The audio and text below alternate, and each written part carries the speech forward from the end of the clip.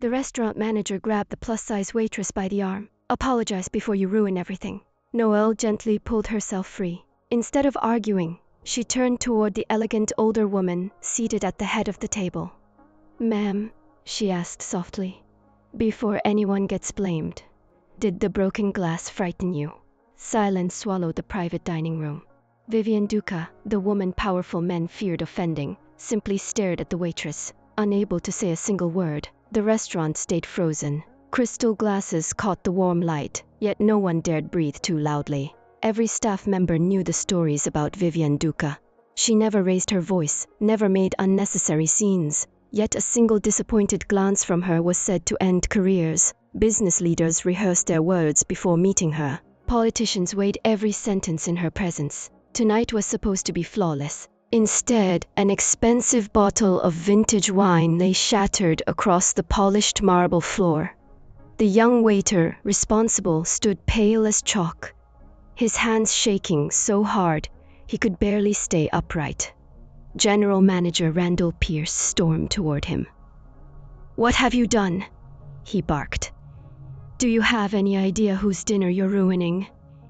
The waiter tried to apologize, but no words came. Randall seized the moment to humiliate him further. "I told all of you, this dinner is the most important event this restaurant has hosted all year. One mistake, and you've embarrassed every one of us." Several employees dropped their heads. None of them looked toward Vivien. No one wanted to see her reaction. Only Noel did. She walked past the broken glass with careful steps, ignoring Randall's glare. Kneeling beside Vivien's chair, she spotted tiny droplets of wine near the older woman's hand. "May I?" she asked softly. Vivien gave the slightest nod.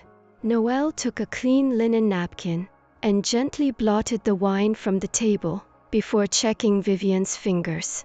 "No cuts," she said, relieved. "That's good. Broken glass can be replaced a lot easier than injured hands." The words caught everyone off guard. She hadn't apologized for the restaurant. She hadn't blamed the waiter. She hadn't tried to impress Vivien. She had simply cared whether another human being was hurt.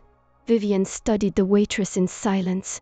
Her eyes, sharp enough to unsettle seasoned executives, lingered on Noel's face. There was no fear there, no calculation, no desperate bid for favor, only sincere concern. Randall forced a nervous laugh. "Mrs. Duca, please accept my deepest apologies. We'll compensate for everything immediately." Vivien didn't look at him. Instead, she asked quietly, "What is your name?" The room went even quieter. "Noel Barrett, ma'am." "How long have you worked here, Miss Barrett?" "Almost 6 years. And you're always this calm." Noel chuckled lightly. "I wouldn't say calm. My heart's pounding pretty hard right now." A few employees blinked, disbelieving. She'd admitted she was nervous, yet she hadn't let that nervousness dictate how she treated someone else. Vivien noticed the honesty. "So you were afraid," she observed, "of making your evening worse?" Noel answered, "Not of speaking to you." The answer settled over the table like a soft breeze. Vivien had spent decades surrounded by carefully rehearsed compliments and polished manners. Wealth invited obedience. Influence drew people eager to agree with anything she said. But this woman, this waitress, spoke naturally, almost as though they'd met over afternoon tea, instead of during the most intimidating, private dinner in the city. For reasons Vivien couldn't quite name, she found herself intrigued. Meanwhile, Randall's confidence crumbled. He'd expected Vivien to demand someone's dismissal. Instead, she turned toward the trembling young waiter. "Were you hurt?" The young man stared, stunned. "No, ma'am." "Then clean the floor carefully. Accidents happen." His eyes went wide. "Yes, ma'am." "Thank you." Randall looked like someone had pulled the floor out from under him. Fear had always been his favorite management tool. Public embarrassment kept employees obedient, or so he believed. Yet the most feared woman in the room had shown far more composure than he had. As the staff quietly resumed prepping dinner, Noel stepped back into her usual position. No triumphant smile, no smug satisfaction. She simply returned to work, greeting the next server with the same warm encouragement she always gave. "You've got this," she whispered. Vivien noticed. Kindness, it seemed, wasn't something Noel reserved for important guests. It was simply how she treated everyone. For the first time in a very long while, Vivien Duca found herself looking forward to the rest of the evening, not because of the carefully curated menu, but because of the remarkable waitress who had spoken to her as though power and status had never entered the room. The tension gripping the private dining room slowly dissolved, though not entirely. Every server still moved with measured precision, afraid another slip might undo the unexpected calm Vivien had brought to the room. Randall Pierce hovered nearby, watching every plate leave the kitchen, as if he could will perfection into existence through sheer intimidation.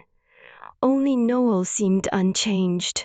She carried each course with the same relaxed confidence she showed every evening. Whether serving a celebrity, a retired teacher, or a couple celebrating their anniversary, her smile never wavered. She believed consistency was the purest form of respect. Vivien noticed that too. Most people adjusted themselves around wealth, louder, quieter, friendlier, more obedient, depending on who sat at the table. Noel simply stayed Noel. When the first course arrived, Vivien thanked her with a slight nod. "Thank you, Miss Barrett." "My pleasure, ma'am. I hope the chef remembered your preference for lighter seasoning." Vivien lifted an eyebrow. "You remembered that? You mentioned it while confirming the menu earlier this week." "I wrote it down.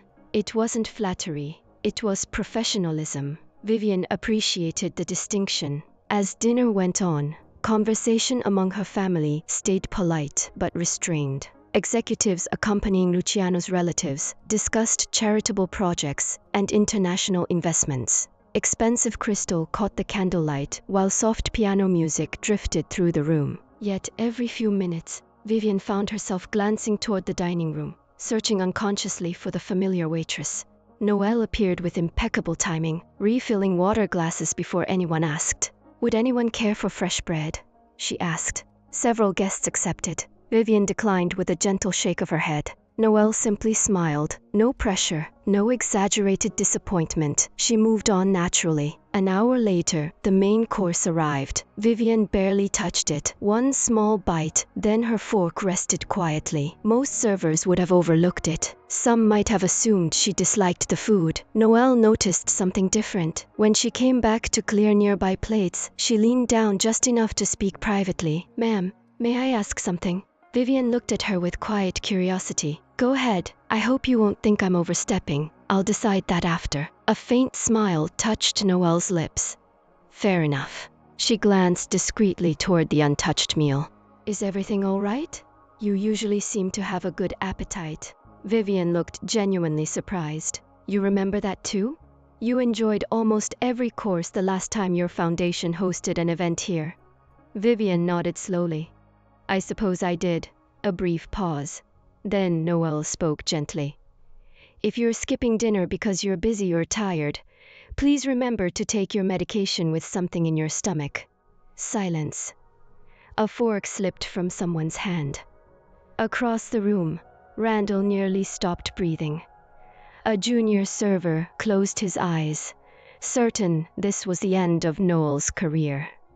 No one, absolutely no one, reminded Vivien Duca to take her medicine, not unless invited to. Vivien stared at Noel for several long seconds. Instead of a wall going up, something softer crossed her expression. "You noticed?" Noel nodded. "When you reached for your water earlier, I saw the small pill organizer in your handbag," she added quickly. "I wasn't trying to pry. My father used one exactly like it after his heart surgery." Understanding settled between them. Noel hadn't been watching Vivien because of her influence. She'd recognized something familiar, something personal. Vivien looked down at her untouched plate, then quietly picked up her fork again. "I suppose you're right." She took another bite. The family members exchanged astonished glances. No lecture, no irritation, no icy dismissal. Vivien simply kept eating. One of her cousins whispered, "I haven't seen Aunt Vivien finish dinner at a business event in months." Noel pretended not to hear and kept serving the table, A little later, she returned with the dessert menus. "The chef prepared 3 specials tonight," she said warmly. "Dark chocolate soufflé, lemon lavender tart, and my personal favorite, roasted pear cheesecake." Vivien looked up. "Your personal favorite?" "Absolutely." "What makes it special?" Noel's eyes brightened. "It's not overly sweet. The roasted pears give it warmth, and the cinnamon reminds me of autumn dinners with my grandparents. Every bite tastes like home." The description was so heartfelt, several guests smiled. One executive laughed softly. "No, that's the best dessert pitch I've ever heard." Vivien closed her menu. "I'll have the cheesecake." "So will I," another guest added. Within moments, nearly half the table had ordered the same dessert. Randall silently celebrated the unexpected bump in sales, but even he understood that wasn't the real reason. They trusted the sincerity behind the recommendation. When dessert arrived, Vivien tasted the first bite slowly, then another. Finally, she looked at Noel. "You were right," Noel grinned. "I usually am when cheesecake's involved." A few people chuckled. To everyone's amazement, Vivien laughed. Not loud, not dramatic, just a quiet, genuine laugh that softened years off her elegant face. The entire dining room seemed to pause. Several employees exchanged bewildered looks. Some had worked at the restaurant for years without ever hearing Vivien Duca laugh. Randall stared in complete disbelief. The atmosphere he'd spent years controlling through fear had shifted in a single evening, not through authority, not wealth, but simple, uncomplicated kindness. And for the first time in a very long while, Vivien found herself wondering not how flawless the service had been, but when she might see Noel Barrett again. Nearly 20 minutes after dessert, the discreet chime of the private elevator echoed through the exclusive dining room. Every employee instinctively straightened. They knew exactly who had arrived. Luciano Duca never announced himself. He simply appeared, and the atmosphere changed with him. Tall, impeccably dressed, carrying the quiet confidence of a man used to command, Luciano stepped in with an apologetic smile, directed only at his mother. "Sorry I'm late," he said. "The board meeting in Zurich ran long." Vivien looked up from her coffee. "I expected as much." No disappointment in her voice, only familiarity. Business had always demanded a lot from her son. Luciano leaned down to kiss her cheek before greeting the rest of the family. As he took his seat, several executives visibly relaxed. Their chairman had arrived, and the evening could finally proceed as planned, or so they believed. A server moved toward Luciano's chair with a fresh place setting. Randall hurried over himself. "Mr. Duca, welcome. We sincerely apologize for the earlier incident. I assure you everything's been handled." Luciano glanced at him politely. "What incident?" Randall hesitated. Before he could answer, Vivien calmly lifted her teacup. A bottle of wine broke. Luciano's expression didn't change. "Was anyone hurt?" "No." "Then I don't imagine it needs an apology." Randall forced an awkward smile. "Of course, sir." He stepped away quietly, realizing he'd received far less attention than he'd expected.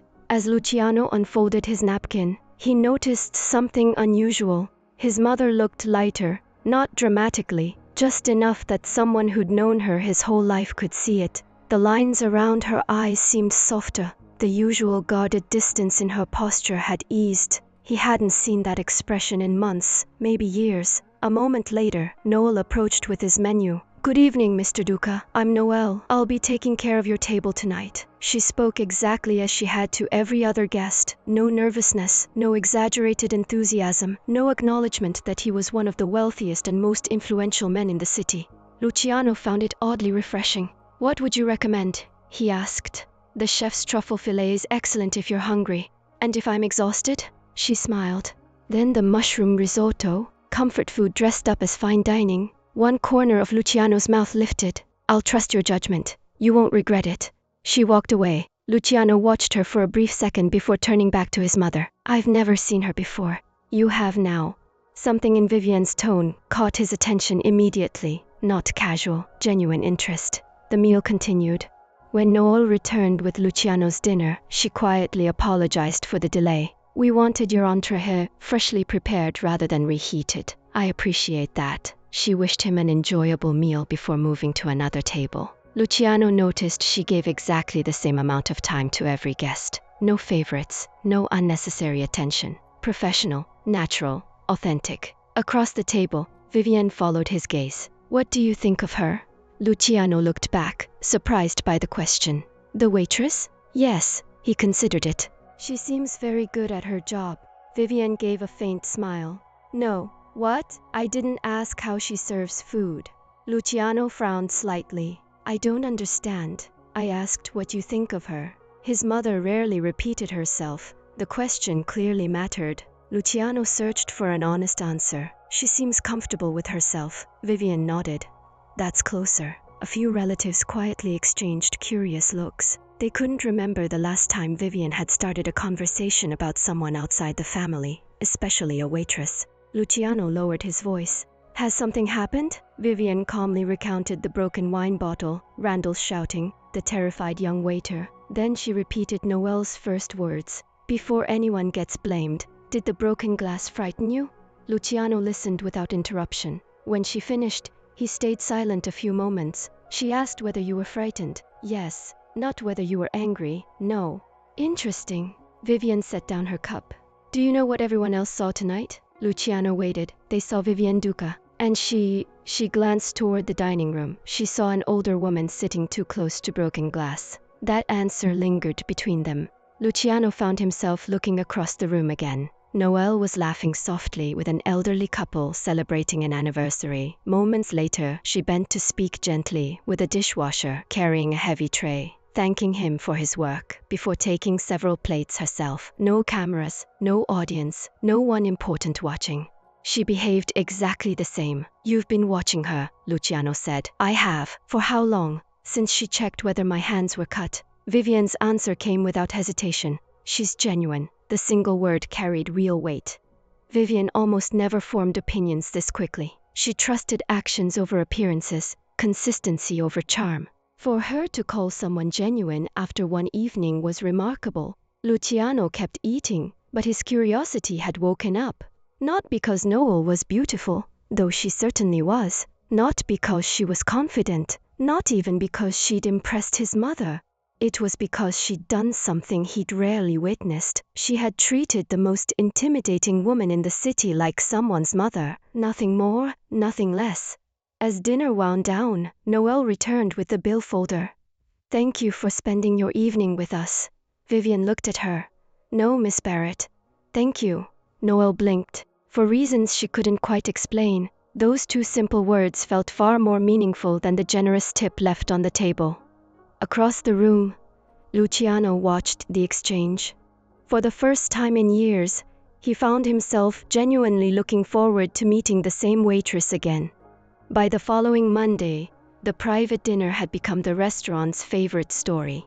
No one talked about the shattered bottle anymore. Instead, they talked about something far harder to believe. Vivien Duca had laughed, not politely, not out of obligation. She had genuinely laughed after speaking with Noel Barrett. Every version of the story grew a little more dramatic as it spread through the staff. The Duca family left the biggest tip ever recorded. Vivien personally thanked Noel. Luciano kept looking at her all night. By lunchtime, the rumors had reached every department. Noel wished it would stop. She had no interest in becoming the center of attention. When a young hostess excitedly asked what it was like serving the city's most powerful family, Noel just smiled. They were polite guests. That's all. That's it? The hostess looked disappointed. She'd expected stories about luxury, intimidation, impossible demands. Instead, Noel talked about them exactly like any other customers. That quiet consistency frustrated someone else entirely. Restaurant supervisor, Celia Monroe. Standing near the reservation desk, Celia watched several employees gather around Noel during their break, laughing at one of her stories before returning to work with lighter expressions. Celia folded her arms. For years, she'd worked tirelessly to climb the management ladder. She memorized every wealthy customer's preferences. She volunteered for every VIP event. She believed recognition came from impressing influential people.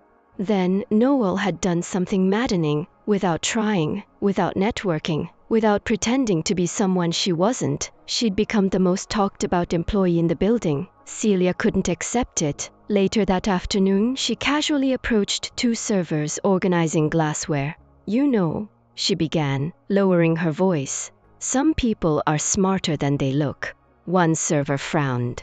"What do you mean?" "I mean Noel." Both looked surprised.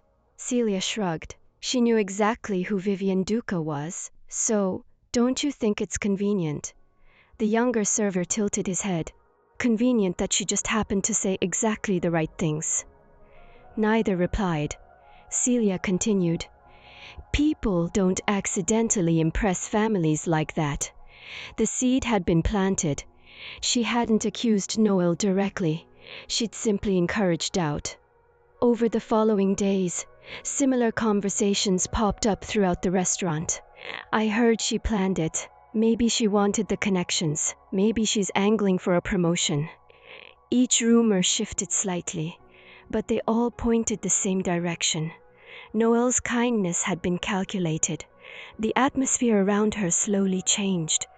Co-workers who'd once chatted freely now cut conversations short when she approached. Lunch invitations stopped. Break room laughter went quiet whenever she walked in. Noel noticed. Of course she noticed. She simply chose not to confront anyone. Years earlier, after losing both parents within 18 months of each other, she'd learned an important lesson. People often carried invisible fears. Sometimes those fears turned into gossip, sometimes into anger.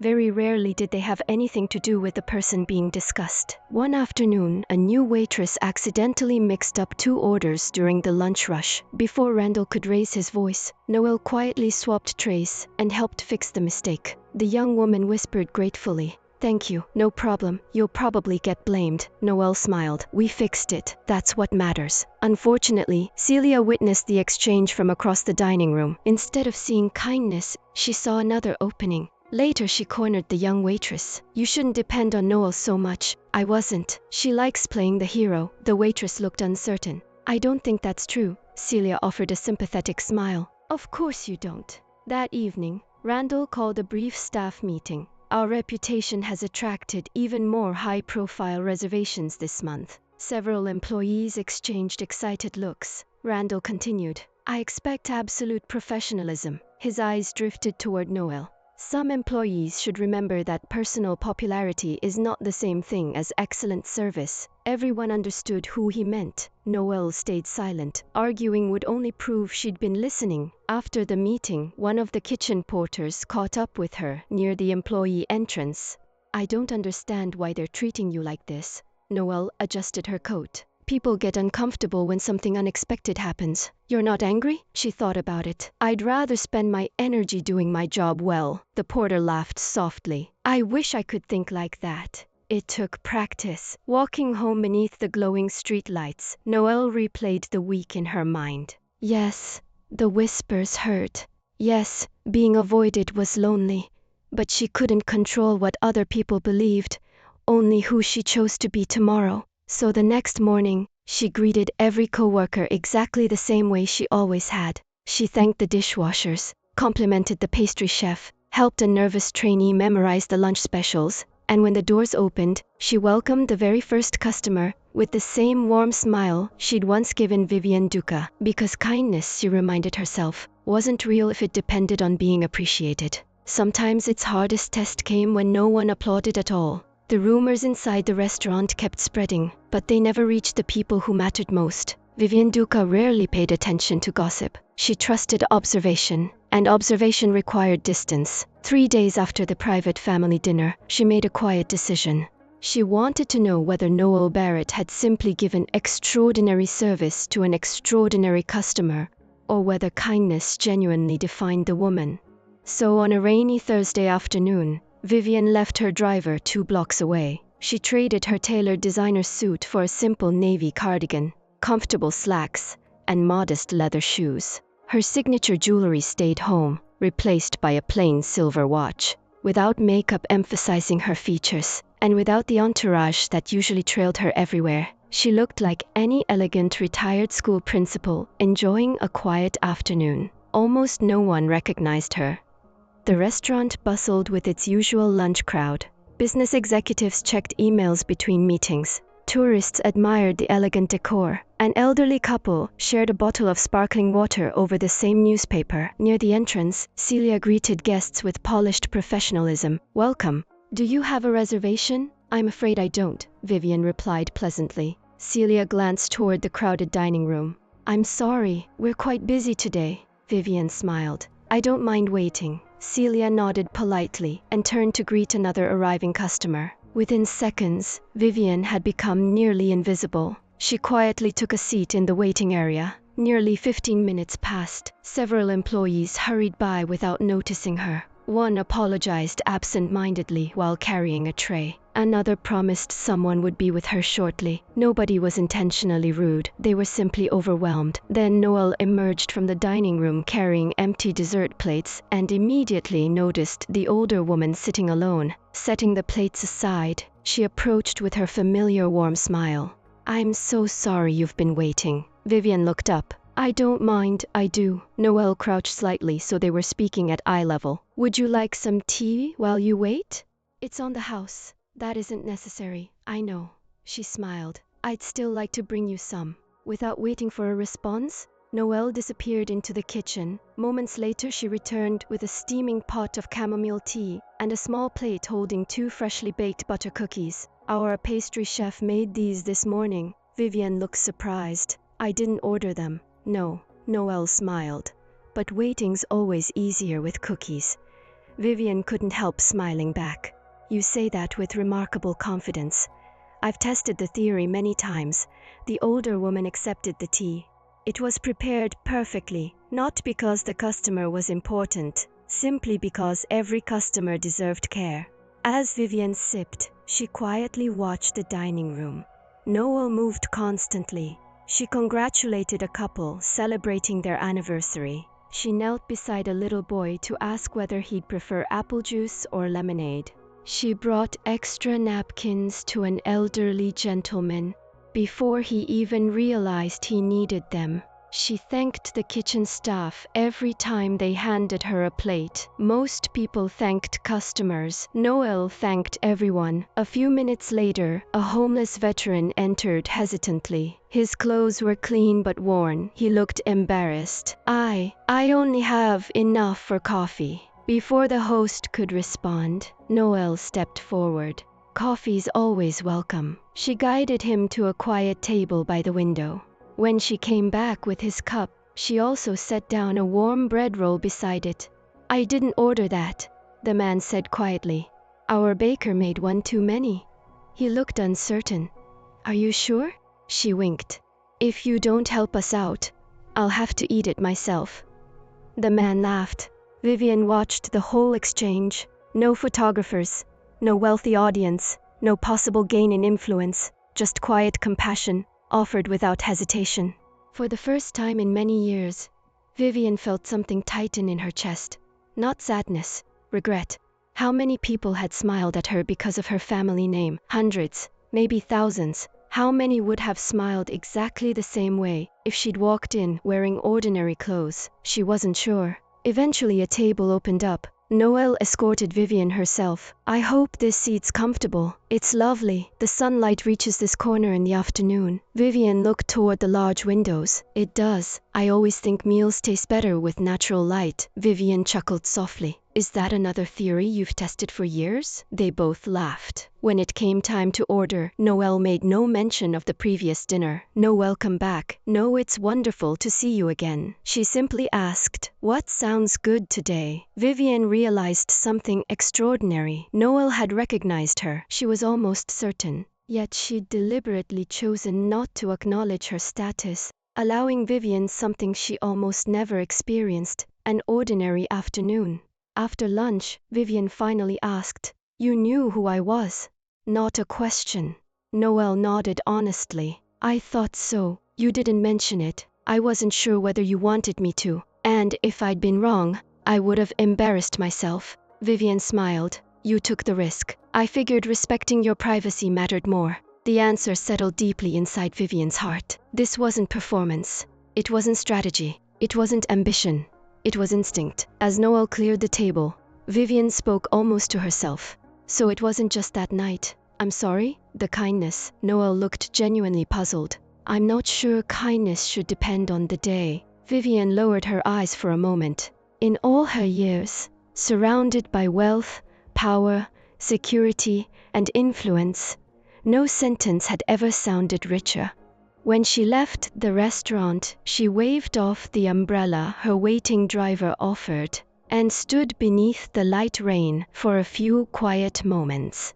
The test was over. The answer was undeniable. Noel Barrett had never treated Vivien Duca any differently from anyone else because she'd never learned to measure people by their importance. She measured them by their humanity.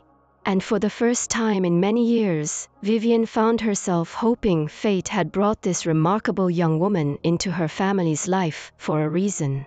The afternoon after her quiet visit, Vivien invited Luciano to tea at the family estate, one of the few traditions their demanding schedules never got to interrupt. The estate overlooked the river on the northern edge of the city, far from crowded streets and flashing cameras. Tall oak trees shaded the stone terrace where Vivien liked to spend calm afternoons with a book and a pot of Earl Grey. Luciano arrived straight from a board meeting, his tailored suit immaculate, though the slight loosening of his tie betrayed a long day of negotiations. "You wanted to see me?" he asked, taking the chair across from her. Vivien poured his tea before answering. "I did." He accepted it with a grateful nod. For a few moments neither spoke. They'd never been a family that filled silence just to avoid it. Finally, Vivien looked toward the gardens. "I went back to the restaurant." Luciano raised an eyebrow. "Already?" "I was curious about the food." A faint smile touched her lips. "No." He understood immediately. "Miss Barrett." Vivien nodded. Luciano leaned back. Instead of answering right away, she stirred her tea thoughtfully. "I didn't tell anyone who I was. You disguised yourself, as much as an old woman can." Luciano smiled. "I imagined that amused you." "A little." He waited for the rest. "I wanted to know whether that evening had been unusual, whether she'd been kind to me because I was Vivien Duca." Luciano stayed silent. His mother rarely doubted her own judgment. If she'd gone back, the answer clearly mattered. Vivien finally spoke. "I waited nearly 15 minutes. No complaints?" "None. When she saw me, she apologized for my wait before apologizing for the restaurant." Luciano listened carefully. "She brought me tea while I waited." "Complimentary?" "Yes." "Because she recognized you?" "No." Vivien looked directly at him. "Because she thought waiting was unpleasant." Luciano set his cup on its saucer. There was genuine admiration in his mother's voice. Not excitement, not fascination, respect. "What else happened?" Vivien told him everything. The homemade cookies, the elderly couple, the little boy who couldn't decide between apple juice and lemonade, the kitchen staff she thanked by name. Then she described the homeless veteran. Luciano's expression slowly changed. He only ordered coffee. That was all he could afford. And she brought him fresh bread. Did she charge him? No. Did anyone ask her to? No. Vivien folded her hands together. She made it sound like the bakery had simply made too much. Luciano smiled, despite himself. "That was kind. It was dignified," she corrected gently. She protected his pride. That distinction lingered. Luciano had spent decades reading people, in business, in politics, in the dangerous world hidden beneath respectable boardrooms. He knew how easily generosity could turn into performance. Real kindness rarely announced itself. Vivien continued. "Do you know what impressed me most?" He shook his head. "When I finally admitted, I knew she'd recognized me." "What did she say?" "She told me she thought respecting my privacy mattered more than acknowledging my name." Luciano looked away toward the gardens. The sentence sounded so simple. Yet in his world, names opened doors, names inspired fear, names changed conversations before they even began. Someone who deliberately ignored that advantage was extraordinarily rare. Vivien reached for her teacup. Then, after another thoughtful pause, she quietly said the words that would stay with Luciano the rest of his life. "People respect my name." She looked at her son. She respected me. Silence settled between them. The breeze stirred the climbing roses along the stone wall. Somewhere in the distance, birds sang above the gardens. Luciano said nothing. He couldn't. His mother had spent years surrounded by admiration that came with wealth and influence. She'd often wondered privately whether anyone still saw the woman beneath the reputation. Now apparently, someone had, without trying, without knowing she was being tested, without expecting anything in return. After several moments, Luciano asked quietly, "Has anyone ever done that before?" Vivien smiled sadly. "Very few." She looked toward the horizon. "I almost forgot what it felt like." Those words struck him more deeply than she realized. As a son, he'd spent years protecting his mother from threats, from manipulative business partners, from ambitious politicians, from people hoping to exploit the Duca name. He'd guarded her safety, but he'd never considered another kind of loneliness, the loneliness of never knowing whether affection was genuine. Later that evening, Luciano found himself driving through the city alone. Without telling his security team, he parked several streets away from the restaurant. He had no intention of interrupting dinner service. He simply wanted to see. Through the front windows he watched quietly. Noel moved gracefully between tables. She laughed with an elderly customer celebrating his birthday. She patiently explained the menu to a tourist struggling with English. She carried an extra chair for a pregnant woman without making the gesture feel dramatic. Then something unexpected happened. Randall sharply criticized a junior employee for forgetting a wine spoon. Noel never challenged him publicly. Instead, she quietly stepped beside the young employee afterward. "You handled that well. I made a mistake. We all do. I thought he was going to fire me. He didn't." She smiled encouragingly. "So tomorrow, you'll do even better." The young man visibly relaxed. Luciano watched the exchange through the glass. Nobody knew he was there. No cameras, no family members, no influential audience. Every act of kindness stayed invisible except to him. For the first time in years, Luciano realized he wasn't curious about Noel's resume, or her education, or her ambitions. He wanted to know what kind of life created someone who instinctively chose compassion over judgment.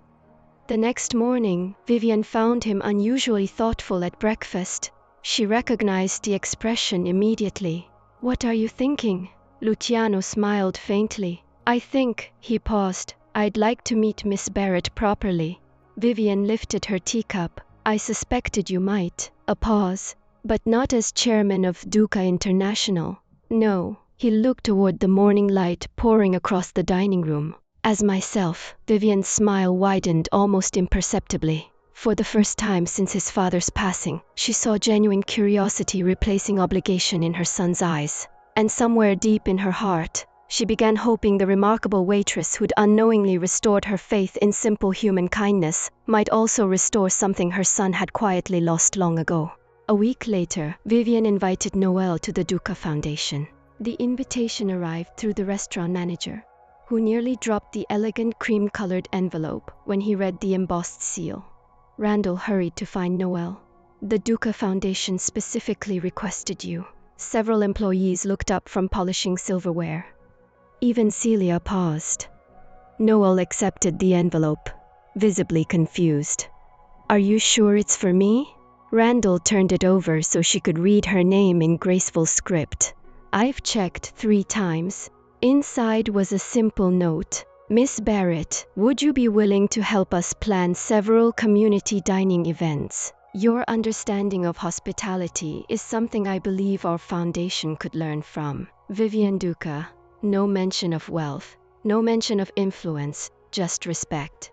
Noel smiled softly. "I'd be honored." The Duca Foundation operated out of a beautifully restored historic building overlooking the city's botanical gardens.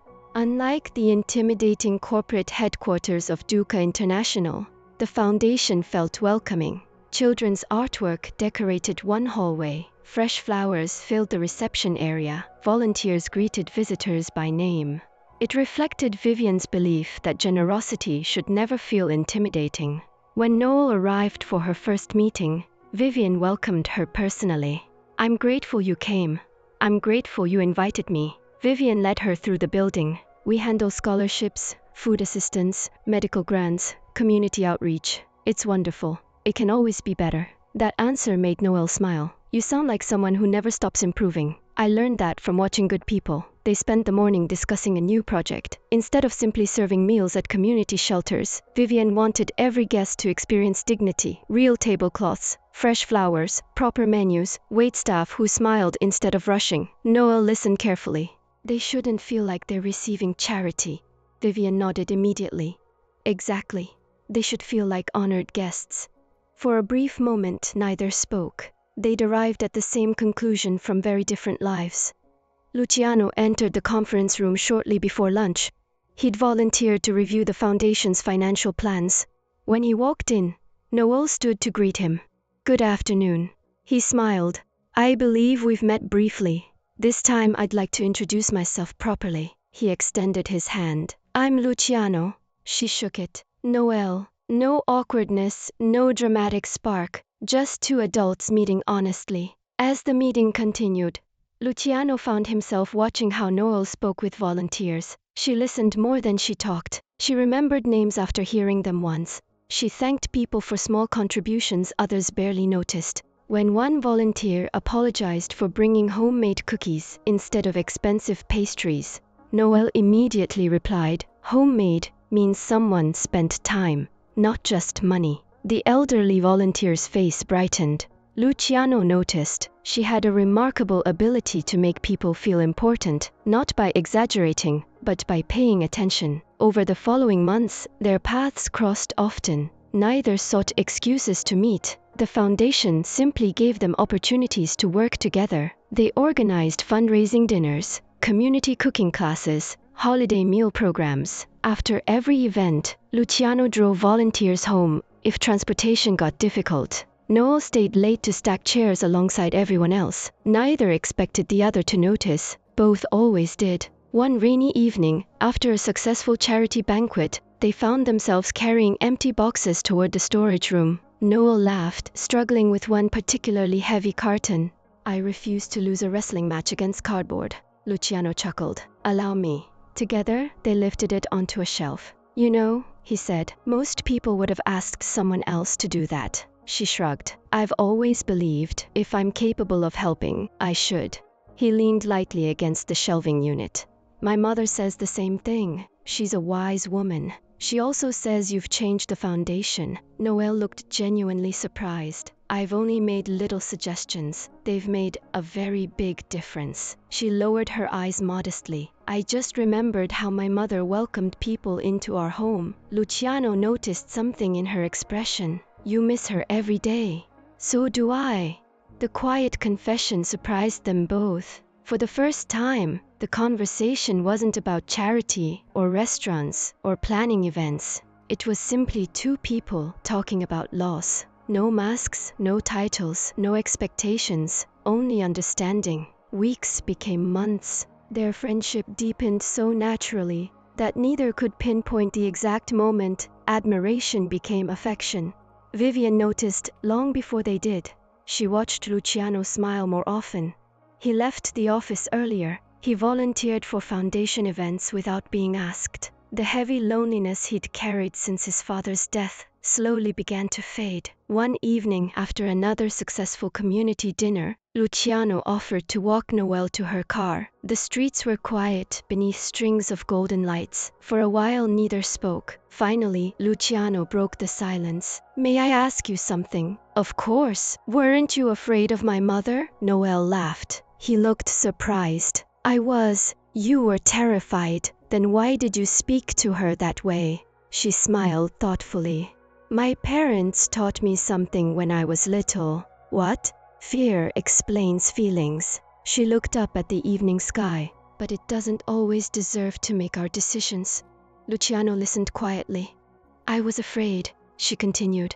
I just didn't think fear was a good enough reason to stop being kind. He stopped walking. The city noise faded into the distance. For years, people had obeyed him out of fear of his influence.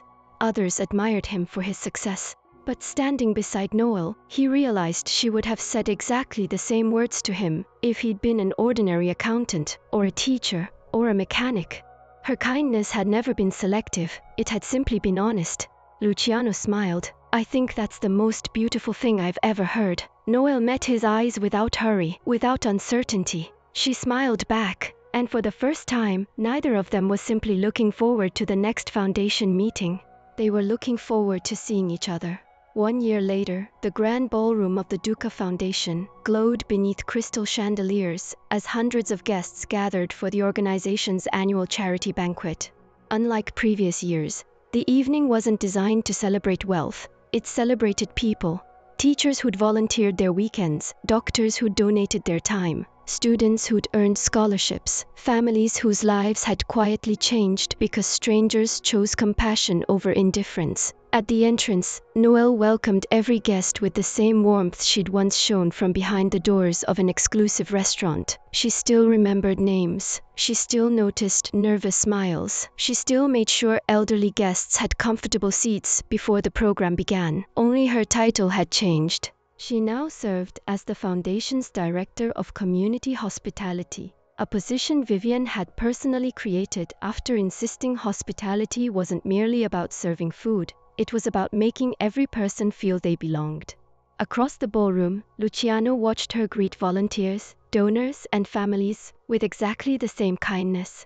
Success hadn't changed her at all. If anything, it had simply given her more chances to care for people. Vivien stood beside her son, following his gaze. I told you, she said quietly. Luciano smiled. You certainly did.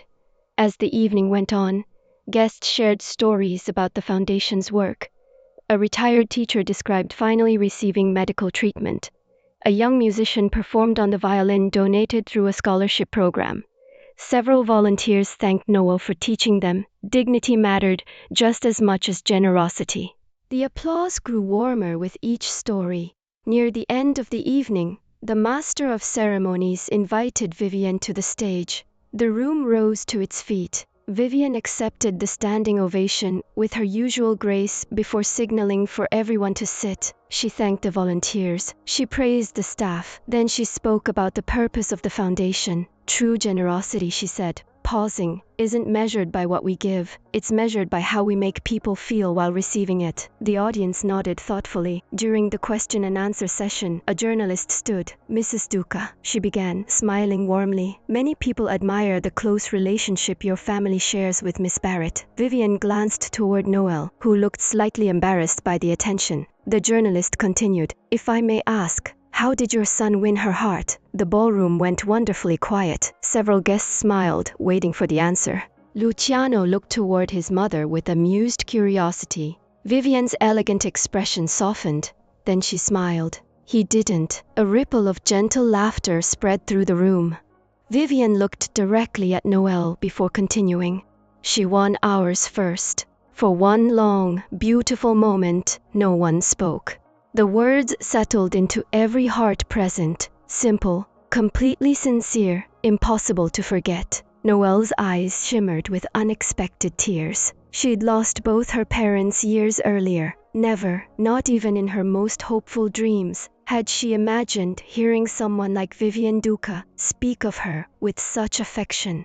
Vivien stepped away from the podium and crossed the stage. Without ceremony, she opened her arms. Noel embraced her. It wasn't a formal exchange between benefactor and employee. It was the embrace of a mother welcoming the daughter life had unexpectedly placed in her path. The audience applauded. Some openly wiped away tears. Luciano walked onto the stage a moment later. He didn't interrupt them. He simply waited until they smiled at one another. Then he gently reached for Noel's hand. She looked at him. The same quiet smile she'd worn the night they first met appearing once again. Only now it carried something deeper. Home. Luciano laced his fingers with hers. Not because cameras were watching, not because the city's most influential families filled the ballroom, but because after a year of patience, friendship, healing, and trust, holding her hand felt like the most natural thing in the world. The applause echoed beneath the crystal chandeliers. Vivien watched them together with peaceful satisfaction. People had feared her name for decades, yet the greatest gift her family had ever received hadn't come through power, wealth, or influence. It had arrived carrying a serving tray, offering kindness to a frightened stranger before anyone else thought to ask if she was all right.